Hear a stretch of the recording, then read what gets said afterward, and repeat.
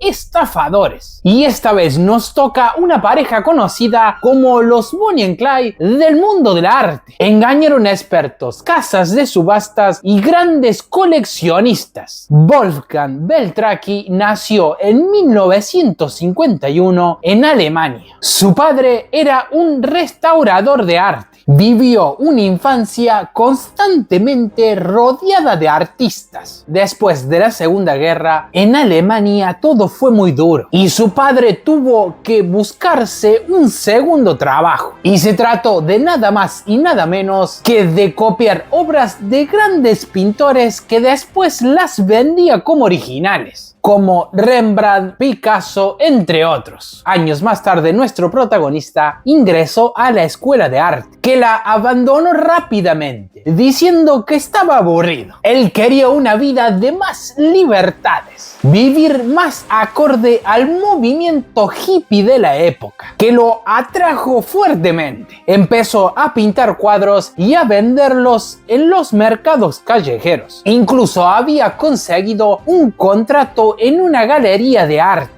Sin embargo, la rechazó. Sabía que era un camino muy largo para poder hacerse un nombre en la industria. Así que decidió que iba a ser un falsificador a tiempo completo. Empezó a estudiar a los artistas con mucho detenimiento. Visitaba los lugares en donde habían nacido, conociéndolos en profundidad, escuchando la misma música, haciendo sus mismos hábitos cotidianos, intentando meterse de lleno en la mente del artista. Ahora que había creado las obras, necesitaba introducirlas en el mercado. Aquí es donde buscaría un socio que se encargaría de la distribución. Era imposible darse cuenta de que no se trataban de unos originales, incluso pasando pruebas de rayos X, comprobación de la fecha de la pigmentación y los lienzos, incluso hasta los marcos. Entonces, ¿cómo los descubrieron? Esperen, ya les voy a revelar de cómo fue. Y en realidad pasaron más de 30 años para que los descubrieran. Incluso él mismo mandaba sus obras a los laboratorios para tener la certeza de que pasaban las pruebas. En 1992, viviendo en Colonia, conocería a su gran amor Helen, una apasionada del arte. Ella quedó encantada con el carisma de Wolfgang. Un año después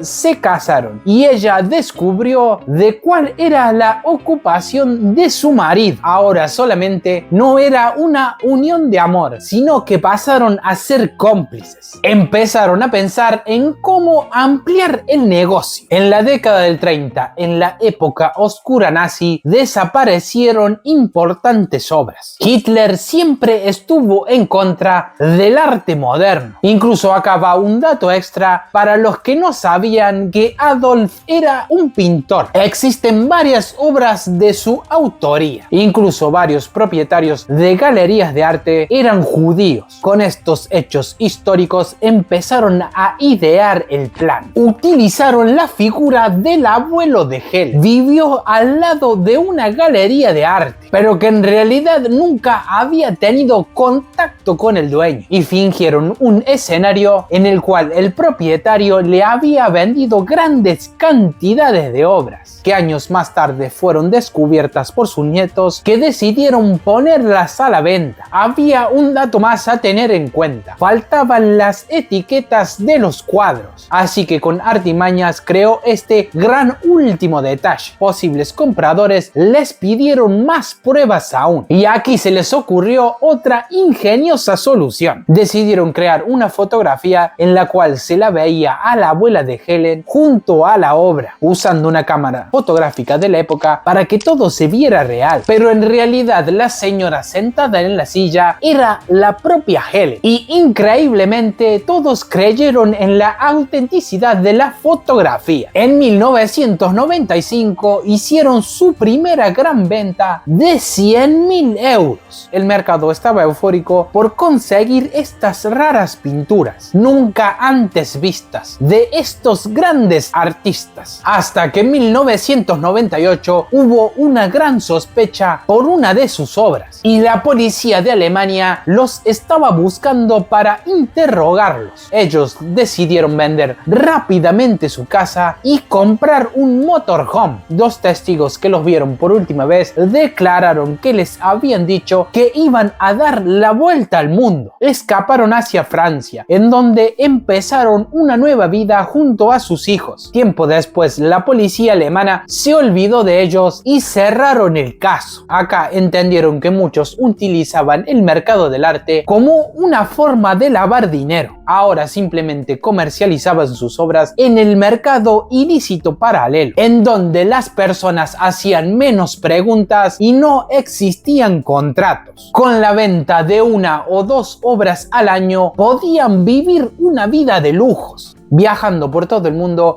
gastando enormes sumas de dinero en los lugares más paradisíacos, en los mejores hoteles y restaurantes, disfrutando de infinidad de artículos de lujo, hasta que llegaría el 2006, en el cual una de sus obras estaba a punto de ser vendida por 2.6 millones de euros. Una importante propietaria de una galería de arte en Ginebra fue la encargada de corroborar su autenticidad. Empezó corroborando en los catálogos y vio que existía muy poca información del cuadro. Solamente estaba el nombre, la fecha 1914 sin fotografías y una breve descripción que decía lo siguiente: un paisaje con caballos rojos. Notó la etiqueta posterior de la pintura, que le llamó poderosamente la atención. Se pusieron en la tarea de analizarla, descubriendo que el pegamento era demasiado reciente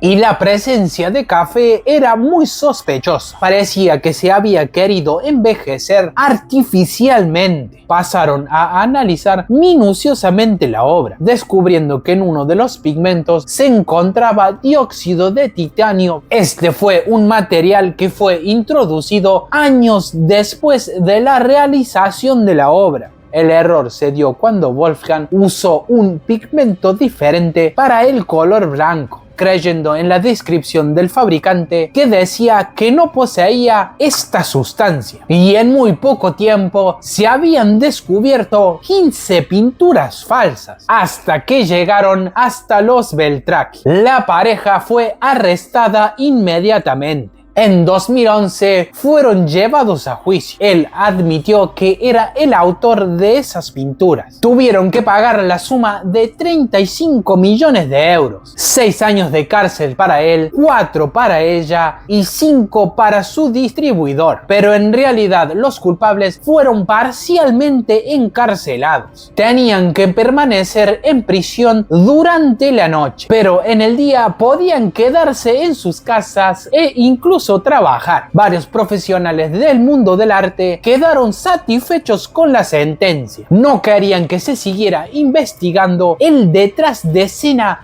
Ahora viven nuevamente en Colonia, la casa de Francia fue vendida, incluso hasta están lucrando con su historia. Los Beltracchi ganaron millones y millones de euros con sus falsificaciones, pero realmente ¿a dónde quedó todo el resto del dinero? Eso hasta el día de hoy no está claro. Hasta la fecha existen 60 pinturas que fueron descubiertas, por los cuales no fueron juzgados, y se calcula que habría falsificado entre 250 y 300 obras. Se rumorea que entre el 30 al 40% del mercado del arte son obras falsas. ¿Cuántas de sus falsificaciones incluso el día de hoy se encuentran en los museos más importantes del mundo, en las colecciones más prestigiosas? Y todos creyendo que son obras originales. Creo que el mundo del arte o el público en general prefiere creer que está viendo o posee algo real y no descubrir la la triste realidad de que fueron engañados por los Bonnie and Clyde del Ártico. Si les gusta este tipo de video, los invito a suscribirse para no perderse una nueva entrega de Según Guille. Y nos vemos en otro próximo nuevo video. Chao, chao.